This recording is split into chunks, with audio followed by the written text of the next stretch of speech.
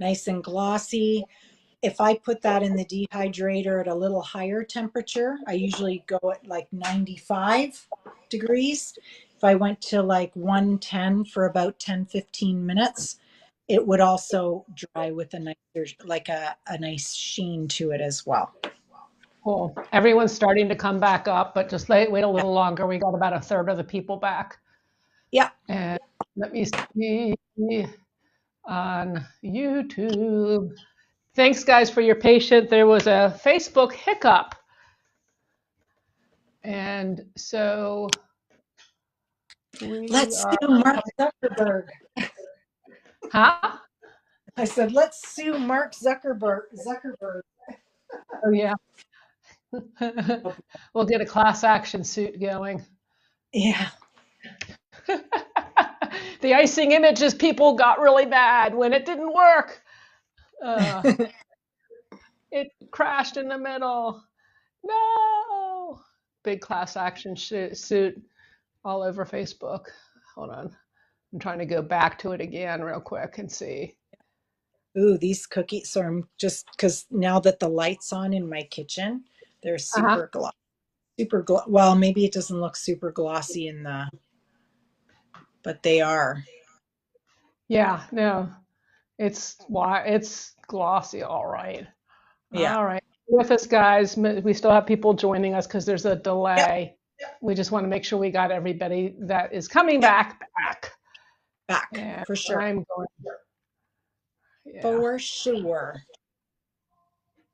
Let's see. Here we go. I'm on YouTube.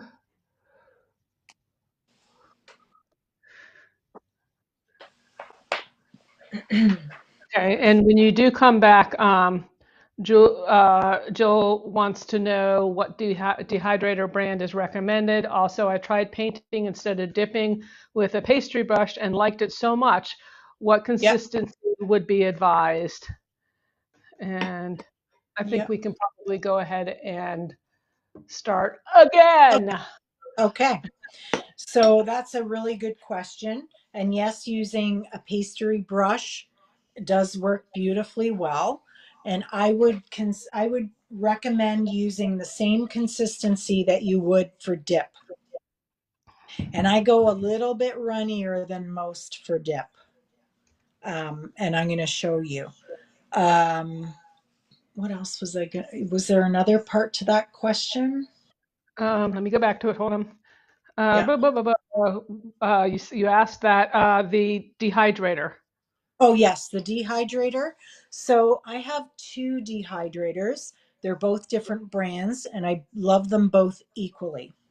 The first one is an Excalibur. They're great because the door comes right off. And when you dehydrate you put your cookies in the dehydrator, you want the door off or open. So I tend to look for a dehydrator that I can remove the door completely rather than a swinging door, like one more that acts more like a guillotine that I can just pull up and right out. My other and the Excalibur I have is a 4 tray. 4 tray and 5 tray, I usually can is big enough because I only leave my cookies in long enough that they start to crust over and I can work on the next step. When I teach classes, I use a 10 tray, and my 10 tray dehydrator brand is Lem, Lem as in Mary.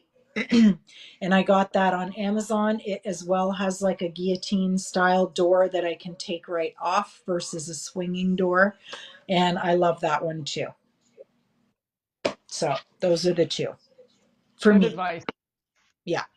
But I'm sure they all work really, really well. But I would really strongly recommend something that you can remove the door completely, because the swinging door that you leave open, it's going to take up space. You might bump it, all kinds of things, right? I'm going to actually show you two ways of dipping or using dip, because the lady that mentioned using a brush kind of reminded me of another way that I like to use the dip to cover my cookies.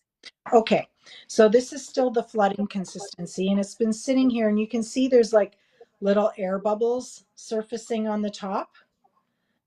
That's sort of natural with royal icing that's just been mixed to a certain consistency or mixed because you're adding color. You're incorporating some more air and some bigger air bubbles. And when you dip cookies, um, a lot of people will put plastic wrap right on the surface and let it sit for 20 minutes or a half an hour to allow all those air bubbles to come to the surface. They stick to the plastic wrap, you peel the plastic wrap off, and those air bubbles pop. I'm a little too impatient for that, and I'm a procrastinator. So I'm always working at the last second. I don't have time to let my air bubbles pop. So I'm going to show you how I deal with it and pop them myself. So I just added some water because I'm going to mix this to a flood consistency or a dipping consistency. And I like it to be around 5 seconds. So 1, 2, 3, 4, 5, 6. That's about 6 seconds. I'm going to put a little bit more water in. And let's stir that in. Now, air bubbles eventually dissipate. I always start dipping right away, and I'm going to show you how I get rid of the air bubbles myself. But after I've dipped 10, 15 cookies, the air bubbles seem to dissipate and disappear because time has passed. Some of the air bubbles have surfaced. I've popped some of them as I go, but also when you put the cookie in and pull it out, that pulling motion actually helps bring some of those air bubbles to the surface too. And after I've dipped around 10, 15 cookies, usually I don't have to do what I'm going to show you that I do to get rid of the air bubbles for that first 10 or 15. Okay. And so 1, 2, 3, 4, 5. That's about good. That's about good. Okay. So you can also, before you start dipping, tap your bowl. That's going to bring some of the air bubbles to the surface. I used to work as a dental assistant when I was in high school, and I used to pour molds of people's teeth and develop x-rays and assist with the suctions. But we had this vibrating machine that when we did molds of people's teeth, we would put the plaster in the mold and put it on this vibrating machine, and it would shake all the bubbles to the surface. I've tried that with royal icing, and having worked in a dental office, I will tell you that it does not work that well with royal icing. Some people still use it, but it really, oops, that's it. Stick your finger in the cookie. Scooch that over. I find it doesn't really work that well. And what I'm going to show you works really well for me. Now, let me see. I don't have, let's see, I'm going to grab a glove because it's handy in my cabinet here. And normally when I use gloves for dipping, I use a glove that is one size smaller than I normally wear. I normally wear medium, but I don't seem to see my small gloves in that cabinet. And the reason why I do that, and you're going to see why, for what I do to get rid of the air bubbles, I don't want, oh, this is actually not too baggy. You don't want a baggy glove that's hanging and too large because you want to have some control. So I'm going to take the spoon. There's some bubbles there that just surfaced. You can use the spoon to just kind of break those. But there's lots of bubbles in my icing right now. And when I take my cookie, um, I normally have very short nails, but I'm not doing orders anymore, so I thought I'd let them grow a bit. But I highly recommend short nails. Okay, so I take my cookie and I hold it on the edges, and I hold it so that my fingers do not come above the surface of the cookie like this, right? They're back. And I dip the cookie right in and I lift. Sorry, I should come at an angle for this, but I'm already started. So I shake, shake, shake, and there's a little drizzle still coming down from the cookie. And with my finger, I kind of knock that off. And oh, I didn't cover the surface. Let's cover the surface a little bit better, Susan. There we go. So shake, shake, shake, shake, shake. I knock off that drizzly bit, and here's my cookie. It's completely coated. And a lot of people will just dip, shake, and flip and let it smooth out. And that's fine because it will smooth out and be beautiful. But if you look up close, look at all those air bubbles. So what I do is once I've dipped it, I take my finger and I go in circles. And you can do this on any shaped cookie. I'm barely touching the surface and I'm just smushing the icing around. And what that does, it's breaking all those air bubbles on the surface. I was a little aggressive there and I knocked the icing a little lower. Give it a shake and that's going to smooth out on its own and I have no air bubbles. And like I said, after about 10 or 15 cookies, all those air bubbles will come to the surface and break or they'll be gone. And you can just dip your cookie, knock off the excess and flip and you will get a perfect cookie. But now I was a little aggressive there too. I'm going to add a little bit of icing, but there are no air bubbles in that cookie. So you can dip right away. I'm going to do one more. And like I said, after 10, 15 cookies, you're going to have no air bubbles left in your icing. So just keep going, lifting up like that, pulls the icing. It's going to pull some of those air bubbles up too. Tons of air bubbles there.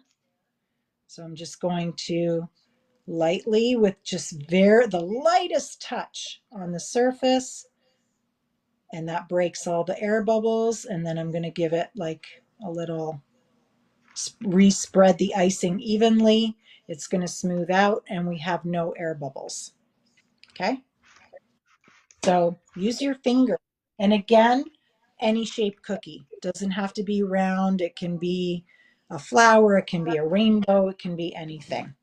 Okay. So there we have some nicely dipped cookies with no air bubbles. So the last way I'm going to show you is, and this helps with air bubbles too, is I'm going to take one last piping bag and I'm going to put some of this icing in a piping bag, which I have to get from under my workstation here because I used all of my bags. And if I were doing it this way, I would outline my cookie with either that toothpastey consistency or my flooding with a piping bag consistency instead of this running flood consistency. But I already got rid of, actually, I have a bag here from yesterday that this is a great example. Okay, somebody was asking about separating. This bag of icing was out since last night and it was a flooding consistency. I haven't touched it today. And so this was probably a 20 or 22-second consistency and it's not separated. And that's from last night. So I'm going to actually though, just because it's been sitting, I'm going to pinch the end of the tip. There's a hole in it. I'm going to massage the bag anyway, even though it didn't separate, just to break up any air bubbles. I'm going to outline the cookie with this icing, and then I'm going to flood with a spoon. Okay. So here we go. So, and I'm using two different colors, so bear with me. So I've got white here. I'm going to outline in white. Let's just do this quick. It's not going to be good because I'm sort of scooched down and underneath the camera. Okay, so it's outlined. Then I come in with my flood and a spoon. Pick up my cookie. I'm going to take some icing, tap that onto my cookie, and just with the back of the spoon, I'm going to push the icing to the edge. And at first, when you first do this, the first couple of cookies, you're not going to know how much icing to put down. But after you do a couple, you'll know how much to put in your spoon to drop down on your cookie. There's some air bubbles there, but I'm just pushing right to the edge where it touches that outline. Go with the spoon to smooth. And the spoon is not only spreading your icing, but it's breaking the bubbles as you go. Okay. And for So me, that's the method I ended up using. yeah, so easy. It's not messy. Your hands don't get dirty, and there's no air bubbles right from the get go. So there we go.